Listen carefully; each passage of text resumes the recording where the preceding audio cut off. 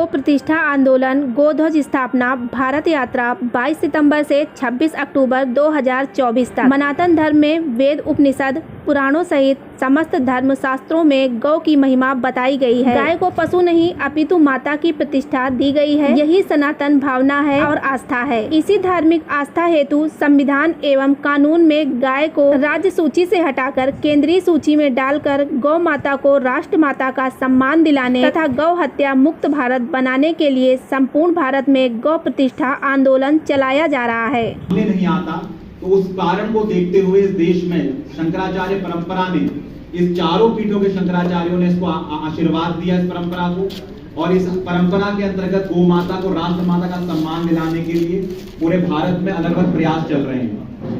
अभी आपने देखा होगा थोड़े समय पहले ही जगतगुरु शंकराचार्य भगवान ने गोवर्धन से दिल्ली तक की नंगे पैर पदयात्रा की। करते हैं, स्वागत करते हैं। थोड़ा देरी के लिए क्षमा चाहते हैं क्योंकि थोड़ा ट्रैफिक होने के कारण थोड़ा विलंब हो गया, और आप लोगों ने बड़ी धैर्यता से यहाँ पर आप बैठे रहे, आपका बहुत अभिनंदन करते हैं हम। जैसा कि आपको विगत है कि देश के अंदर पे जगतगुरु शंकराचार्य महाभाग ज्योतिष पीठाधीश्वर शंकराचार्य जी ने संपूर्ण भारत के अंदर में गौ माता को राष्ट्र माता का सम्मान दिलाने का एक अभियान छेड़ रखा है। इस देश में गोहत्या बंद होनी चाहिए और गाय को राष्ट्र माता का सम्मान मिलना चाहिए। उसे पशु सूची से हटाकर उसको माता का सम्मान दिया जाए, राज्य की सूची से हटाकर केंद्रीय सूची में डाला जाए। इस विषय को जगतगुरु शंकराचार्य महाभाग ने भारतवर्ष में सबके मध्य रखा, और उसके चरण पर इस देश में प्रथम गौ संसद का भी गठन कर दिया गया। और प्रयागराज और देश की राजधानी दिल्ली में जो गौ संसद लगी थी उसमें लगभग 42 धर्मादेश पारित किए गए। एक नया रामा गौ प्रतिष्ठा संहिता बिल अधिनियम उसमें ड्राफ्ट किया गया, और गौ ऐसे वेद और शास्त्र को मानने वाले इस भारत भूमि पर निरंतर गौ हत्या होती जा रही है। एक रिपोर्ट के आधार पर यह कहा जा सकता है कि प्रतिदिन लगभग 80,000 गाय काटी जाती है इस देश में। तो हम लोग ये चाहते हैं कि ये राम और कृष्ण की भूमि है, जो गौ माता के संरक्षण के लिए ही जिन्होंने अवतार धारण किया, ऐसे राम और कृष्ण की भूमि पर गाय की हत्या हो, इससे बड़ा कलंक कुछ नहीं हो सकता है।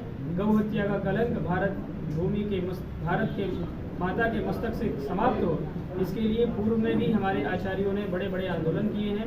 विशेष करके पूज्यपाद धर्म सम्राट स्वामी श्री करपात्री जी महाराज ने, पूरी पीठ के पूर्वाचार्य जी महाराज ने, हमारे ब्रह्मलीन द्विपीठाधीश में शंकराचार्य जी महाराज ने, बहुत देश के अनेकों संतों ने गौ हत्याबंदी के लिए आंदोलन किए हैं। उन्हीं आंदोलन को एक नया स्वरूप, एक नया तेवर देने के लिए ज्योतिर्मठ के जगतगुरु शंकराचार्य पूज्यपाद स्वामी श्री अभिमुक्तेश्वरानंद सरस्वती जी महाराज आगामी दिनों में गौध्वज स्थापना भारत यात्रा कर रहे हैं, जिसके लिए आज हम लोग यहाँ उपस्थित हैं। पूज्य शंकराचार्य जी की यात्रा 22 सितंबर से शुरू होकर के 26 अक्टूबर तक जाएगी, जिसमें वो 33 दिन में 33 प्रदेश के हर प्रदेश की राजधानी में जाकर के गौध्वज स्थापित करेंगे। उस प्रदेश के गौ भक्तों को संबोधित करेंगे, पत्रकार वार्ता के माध्यम से जन जन तक अपने संदेश को भेजेंगे, और उनका एकमात्र उद्देश्य है कि गौ माता को पशु सूची से हटाया जाए, राष्ट्र माता घोषित किया जाए, और इस भारत देश के ऊपर से गौ हत्या का कलंक पूरी तरह से समाप्त किया जाए। सरकार इसमें कितना सहयोग कर रही है? अब देखिए, सरकार यदि सहयोग कर रही होती तो गौ हत्या, अब हमने बताया अभी आपको कि लगभग 80,000 गौवंश रोज काटे जा रहे हैं इस देश में। तो हम लोग तो सरकार से सहयोगात्मक रूप की अपेक्षा करते हैं कि सरकार हमारा सहयोग करेगी। हम इस भावना के साथ चलते हैं, और हमें विश्वास है कि सरकार हमारा सहयोग करेगी। गौ हत्या बंद होगी इस देश से, और गौ माता को राष्ट्र माता घोषित किया जाएगा।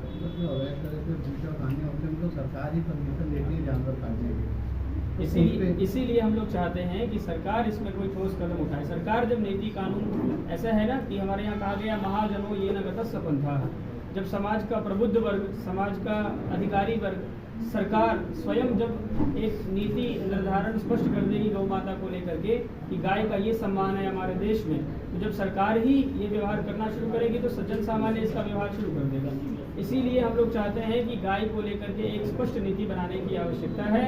अभी तो पशु की सूची में गौ माता को रखा गया है, और अलग अलग राज्य के अलग अलग कानून है। एक राज्य में तो आपने बंद कर दिया कि हम गाय नहीं कटने देंगे, लेकिन दूसरे राज्य में वो कानून नहीं है। जैसे एक कमरे में आप गाय नहीं काटेंगे, साहब इस कमरे में नहीं काटते, बगल वाले कमरे में ले जाके काट लो। तो गाय माता के लिए पूरे देश में एक कानून होना चाहिए, और वो ये कानून है कि गाय जो है अवध्या है, गाय का वध नहीं किया जा सकता है। चाहे शिवाजी महाराज हो, चाहे इस देश का स्वतंत्रता संग्राम हुआ मंगल पांडे जी के समय, चाहे जो भी आंदोलन बड़े आप देख लें, सब में गौ माता के लिए ही समर्पण की बात दिखाई गई है। गाय से बढ़कर के इस देश में कुछ भी नहीं है, इसलिए गौ का संरक्षण आवश्यक है। व्यापारियों के लिए क्या कहेंगे जो दूध उत्पादन के लिए जो पालते हैं, लेकिन उसके बाद जब उनका उपयोग बंद हो जाता है तो उन्हें खुला ही छोड़ देते हैं या बूचड़ खानों में दे देते हैं, क्या उनके ऊपर भी कुछ ऐसा है कि सनातन संस्कृति को जो मानने वाले लोग हैं वो इस तरह के स्वार्थी विचार नहीं रखते हैं कि जब तक हमारा स्वार्थ पूरा हुआ तब तक तो हमने पाला, उसके बाद हमने छोड़ दिया। हम किसी के साथ भी ऐसा व्यवहार नहीं करना चाहिए। गौ माता के साथ तो करने का सवाल ही नहीं है। जो भी गौ माता की सेवा करे उसका संरक्षण करना उसका दायित्व है। बूचड़ खाने में यदि कोई दे रहा है तो निश्चित रूप से उसको नहीं देना चाहिए, उसका संरक्षण करना चाहिए, गौ माता की सेवा करनी चाहिए। देखिए गौ माता कहते हैं कि जब वृद्ध हो गई, जब दूध नहीं दे सकती, जब बच्चा नहीं दे सकती, तब क्या देगी? लोग पूछते हैं क्यों रखे हैं वो अपने पास, हम इसको बूचड़ खाने में दे देते हैं। तो उनका विचार हो सकता है कुछ, हम सनातनियों का विचार ये है कि गौ माता के रोम रोम से आशीर्वाद निकलता है, गौ माता रोम रोम से आशीर्वाद देती है। इसीलिए गौ माता को किसी, अब जैसे हमारी माँ बूढ़ी हो गई, अब हमको किसी काम की नहीं है हमारे लिए, तो क्या उसको डिस्पोजल करने के लिए हम कसाई को दे देंगे कि तुम इसको काट करके अलग कर दो? जैसे हम अपनी माँ के लिए ये विचार नहीं कर सकते, वैसे ही गौ माता हमारी माता है, उसके लिए गौशाला ऐसी है जिनका संरक्षण सही से नहीं हो पा रहा नहीं, है। तो उस सब पे विचार किया जाएगा ना, उस पर विचार किया जाएगा। जहाँ संरक्षण की आवश्यकता होगी वहाँ शंकराचार्य मठ स्वयं आगे आएगा, संरक्षण करेगा, समाज के लोगों का सहयोग लेगा, लेकर के उसका करेगा। देखिए जब सरकार के स्तर पर एक नीति निर्धारण आप कर लेंगे तो समाज के स्तर पर धीरे धीरे वो सब निश्चित रूप से उसका क्रियान्वयन होना सरल और सहज हो जाएगा। महाराज जी, सनातन संस्कृति में सिर्फ गौ नहीं, किसी भी तरह के पशु को काटना गलत होता है, तो बलि प्रथा को लेकर आप क्या कहना चाहेंगे जो अलग अलग मंदिरों में होती है? देखिए बलि प्रथा, बलि शब्द का क्या अर्थ है ये आपको समझना पड़ेगा। शास्त्र में जो है बलि शब्द के कई अर्थ हैं। बलि शब्द का एक अर्थ जब हम सूंघ लेते हैं उसको भी बलि कहा जाता है शब्द शास्त्र की भाषा में। जहाँ तक पशु हिंसा या जीव हिंसा की बात है तो हम सनातन धर्म में इस तरह की किसी हिंसा पर विश्वास नहीं करते हैं। कई सिद्ध पीठों में तो बलि प्रथा है, जैसे कामाख्या देवी और अन्य कई ऐसे मंदिर पर है। देखिए जहाँ की जो परंपरा है उस परंपरा के विषय में वहाँ के क्या नियम है उस विषय में बहुत कुछ कहना ठीक नहीं होगा, लेकिन हम ये जरूर कहते हैं कि हम लोग किसी तरह की हिंसा में विश्वास नहीं करते हैं। जो पदयात्रा आप निकालना पैदा जैसा ये पदयात्रा नहीं है, मतलब भारत यात्रा है। यदि इसके बाद सरकार को नहीं सोचती है आगे क्या होगा? आगे क्या होगा? जब तक लक्ष्य की प्राप्ति की, जो उत्तम पुरुष होता है वो कोई